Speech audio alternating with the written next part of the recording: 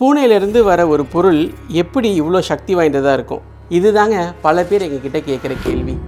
இதுக்கு நான் உங்களுக்கு ஒரு கோயிலை பற்றி ஸ்தல வரலாறு சொல்கிறேன். மயிலாடுதுறை கூரைநாடு அப்படிங்கிற ஊரில் புனுகீஸ்வரர் ஆலயம் அப்படின்னு ஒரு ஆலயம் இருக்குது.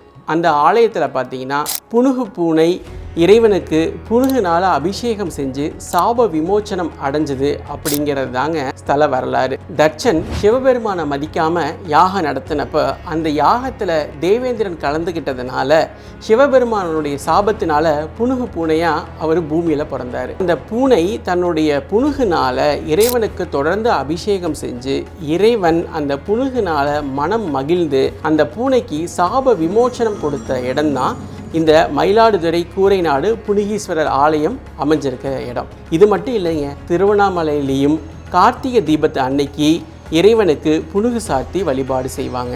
அதுவும் தேவேந்திரனுக்கு சாப விமோச்சனம் கொடுத்த இடம்தான்.